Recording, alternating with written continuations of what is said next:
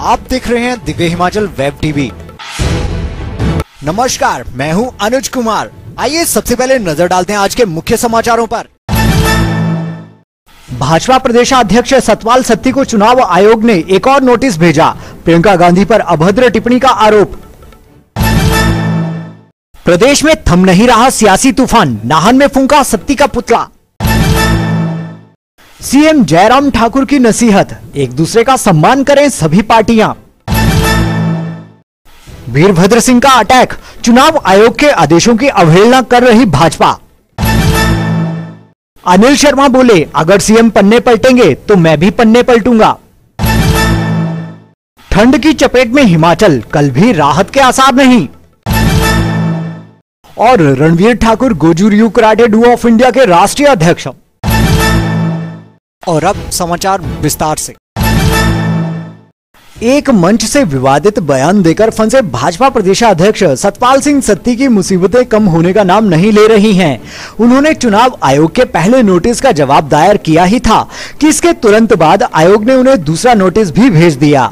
रामशहर में उन्होंने जो टिप्पणियां की थी उस पर सत्ती ने जवाब में इसे कट एंड पेस्ट करार दिया है, जिनका जवाब प्रदेश चुनाव विभाग ने केंद्रीय चुनाव आयोग को भेज दिया है। इस मामले में फैसले का इंतजार हो रहा है। वहीं दूसरी तरफ ऊना में हुई रैली में राहुल गांधी व प्रियंका गांधी पर की गई टिप्पणियों को लेकर भी उन्हें नोटिस थमा दिया गया है। ऊना के सहायक रिटर्निंग अधिकारी की ओर से उन्हें नोटिस देकर जवाब मांगा गया है और पूछा गया है कि क्यों ना उन पर कार्रवाई की जाए। बताया जाता है कि ऊना की एक रैली में उन्होंने कांग्रेस के राष्ट्रीय अध्यक्ष राहुल गांधी को लेकर कहा था कि वह अपनी मां के लिए बहू तक ना ला पाए। वहीं प्रियंका गांधी के पहनावे को लेकर भी अभद्र टिप्पणियां की थी। इन टिप्पणियों की वीडियो फुटेज के साथ चुनाव विभाग ने सतपाल सिंह सत्ती को नोटिस भेजा है और 48 घंटे के भीतर इसमें जवाब तलब किया है। उनका जवाब नहीं मिलता है तो सीधे चुनाव आयोग को सिफारिश भेजी जाएगी। उधर रामशहर की रैली में की गई टिप्पणियों पर दिए गए नोटिस को लेकर सत्ती ने अपना जवाब राज्य चुनाव विभाग को सौंप दिया है। इसमें उन्होंने कहा है कि कांग्रेस बेवजह उन्हें बदनाम करने की कोशिश कर रही है। आरोप प्रत्यारोप, पुतले फूंकने और सियासी गालियों का सिलसिला बुधवार को भी जारी रहा। धर्मशाला में भाजपा नेता संजय शर्मा ने आरोप जड़ा कि उनके प्रदेशाध्यक्ष की जीभ काटने का आदेश पूर्व मुख्यमंत्री वीरभद्र सिंह ने दिया था, जिसे पूर्व उप महाधिवक्ता विनय शर्मा ने सोशल मीडिया पर डाला। यह एक साजिश के तहत किया गया। संजय शर्मा ने पूर्व के कई मामलों को लेकर वीरभद्र सिंह पर आरोप जड़े।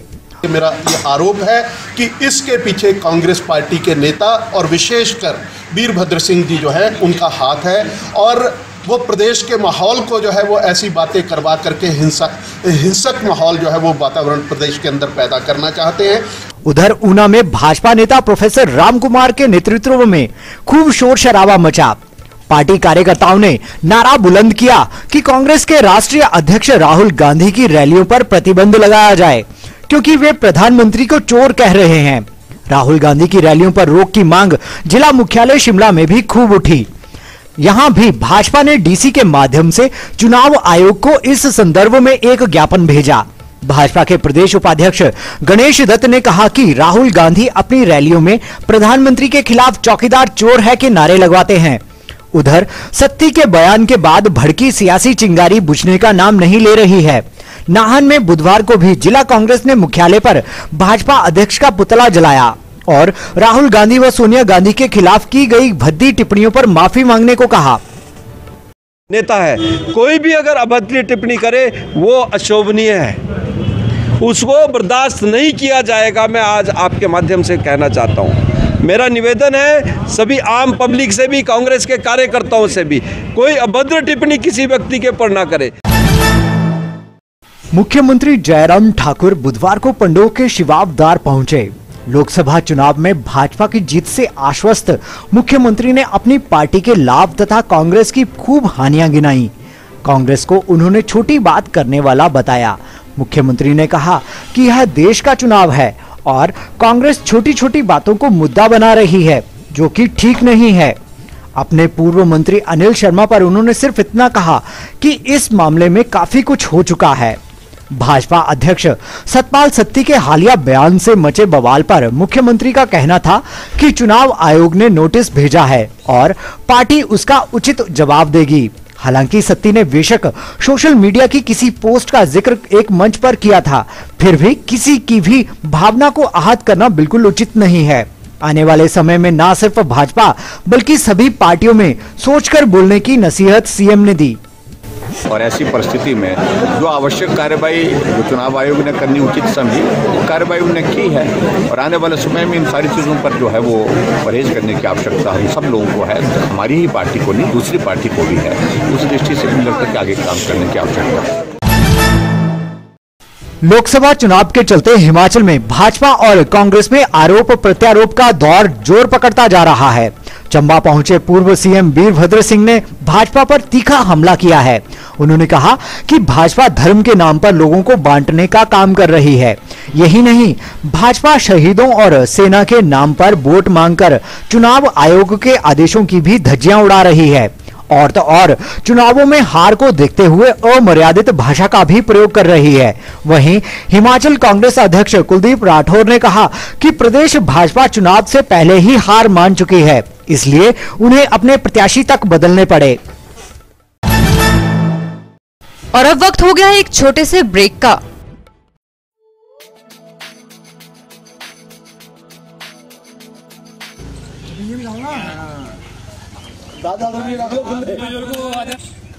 हाँ जी बुजुर्गो आ जाता बैठे जी।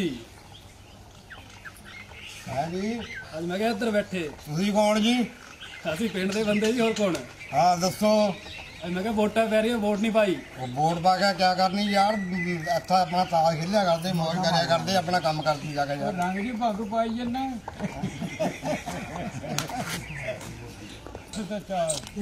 नहीं भाई ये गल नहीं है, ਤੁਸੀਂ ਸਾਰੇ ਇਕੱਠੇ ਹੋ ਕੇ ਚਲੋ ਵੋਟਾਂ ਪਾਈਏ, ਆਪਣੇ ਮਤ ਦਾ ਅਧਿਕਾਰ ਜਿਹੜਾ ਉਹਨੂੰ ਪ੍ਰਯੋਗ ਕਰੀਏ। ਸਾਡੀ ਵੋਟ ਨਾਲ ਕੋਈ ਅੱਛਾ ਵਿਅਕਤੀ ਜਿੱਤ ਕੇ ਆਏਗਾ, ਸਾਡੇ ਪਿੰਡ ਦੀ ਭਲਾਈ ਦੇ ਕੰਮ ਕਰਵਾਏਗਾ ਔਰ ਅਸੀਂ ਉਹ ਤੋਂ ਹੋਰ ਵੀ ਕਈ ਤਰ੍ਹਾਂ ਦੇ ਕੰਮ ਲੈ ਸਕਾਂਗੇ।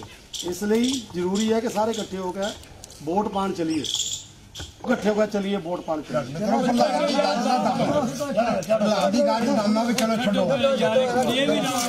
अपने मत का सदुपयोग करिए, अपनी वोट पाओ ते चंगे बंदे नूं जिताओ।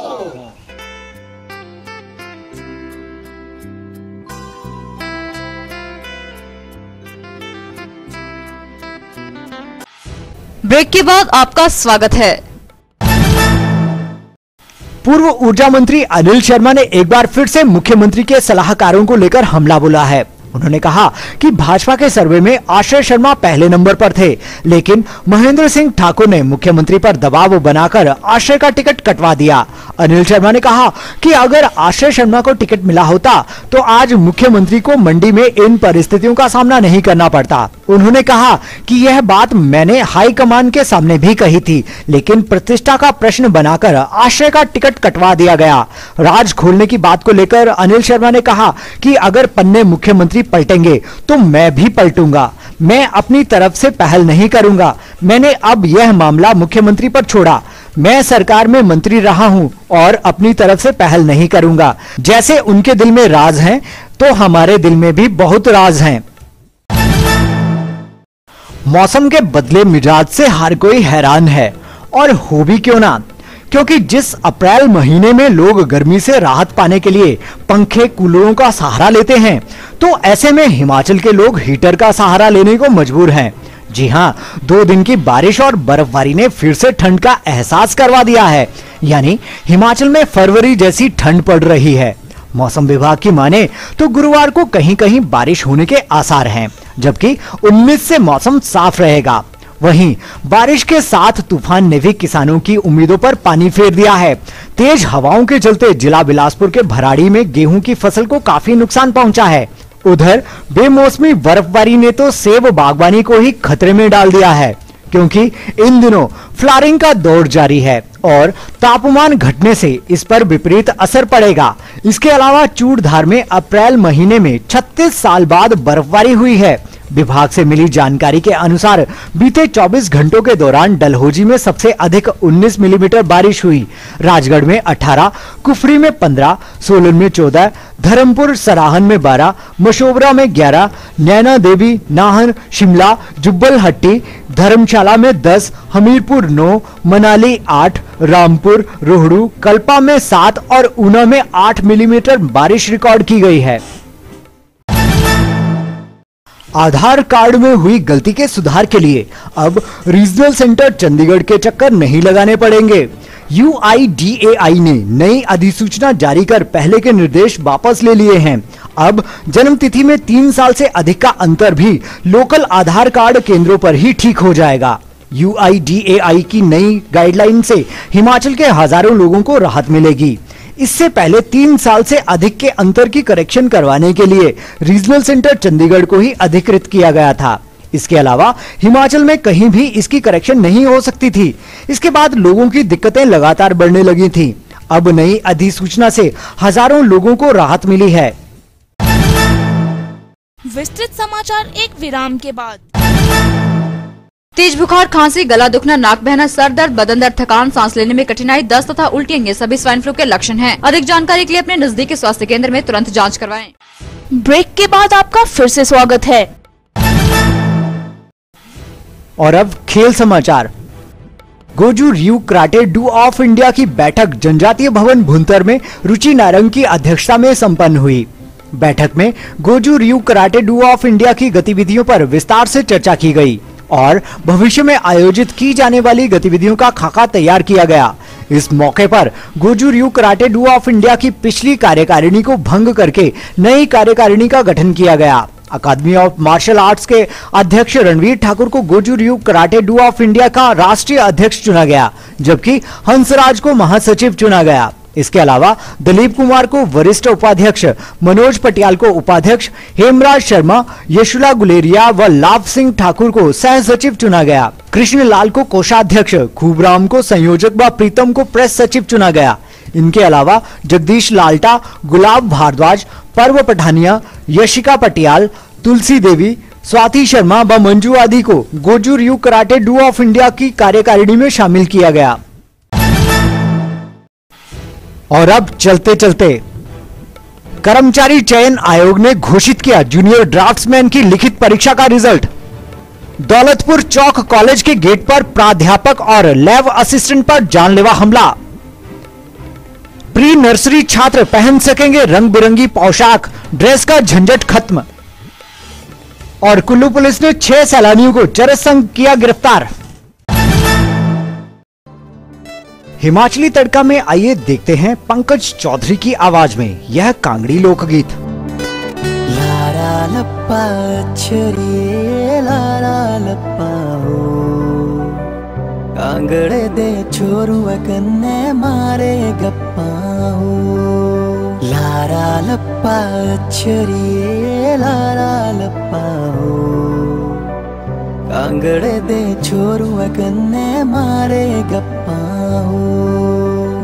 थान बड़े अक्षरिए तूड़ी लंबी हो, तू जो भला कांगड़े दी कुड़ी गम्मी हो।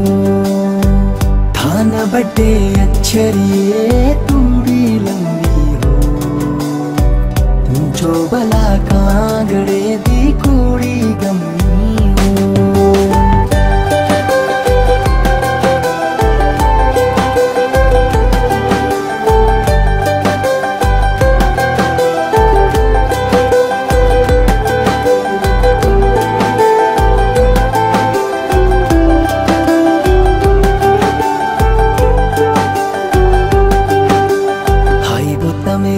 जंगल डले हारा हो, लगी तपेया सज्जन दिया बारा हो।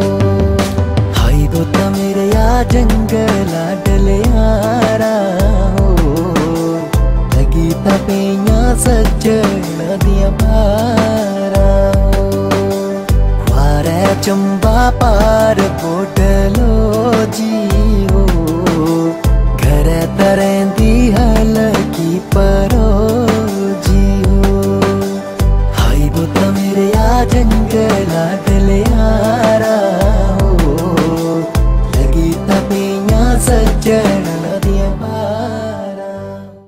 आज के बुलेटिन में बस इतना ही। पढ़ते रहिए दिव्य हिमाचल, देखते रहिए दिव्य हिमाचल।